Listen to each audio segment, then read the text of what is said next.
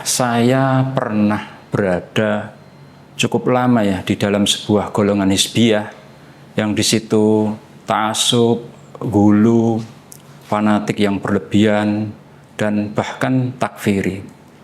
Terus selain saya juga banyak juga sih pengikutnya. Nah, cuman pertanyaannya ya, kok bisa ya banyak orang itu bisa masuk ke dalam pemahaman seperti itu? Nah, jawabannya adalah itulah dahsyatnya syubhat. Syubhat itu bisa masuk ke dalam hati manusia karena apa? Karena kebodohan. Nah, dan bahayanya syubhat kalau sudah meracuni hati, orang yang teracuni itu akan tidak menyadarinya dan dia akan sangat sulit untuk diingatkan.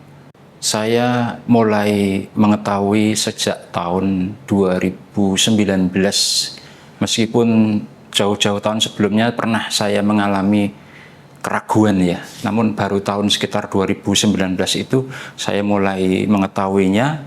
Kemudian saya cukup lama mempertimbangkannya, sampailah pada kesimpulan bahwa ternyata apa yang saya pahami dulu itu ada penyimpangan akidah yang cukup serius. Saya mulai sadar itu setelah mendengarkan ceramah-ceramah para dai. Kemudian tidak berhenti di situ, saya akhirnya juga terus mencari kebenaran melalui kajian-kajian akidah, terus mendengarkan ceramahnya para masyayikh dari Masjidil Haram dan Masjid Nabawi. Dan sejujurnya pada waktu itu saya merasa terpukul hati saya. Karena apa? Karena sesuatu yang saya yakini, saya pahami selama bertahun-tahun lamanya itu sebagai kebenaran, satu-satunya kebenaran, ternyata saya mendapati kenyataan bahwa yang saya yakini itu salah. Kemudian akhirnya singkat cerita saya memutuskan untuk berhijrah.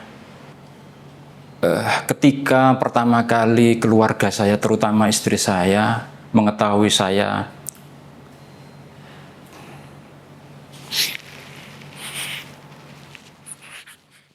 alhamdulillah, keluarga inti saya termasuk yang tidak terlalu sulit untuk saya berikan penjelasan ya.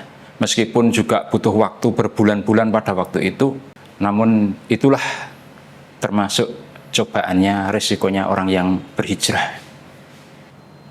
Setelah berhijrah, tentu saya sangat bersyukur kepada Allah Subhanahu wa Ta'ala karena telah memberikan ilmu kepada saya, menyadarkan saya, memberikan hidayah kepada saya, kemudian juga akhirnya menyelamatkan saya dari penyimpangan itu.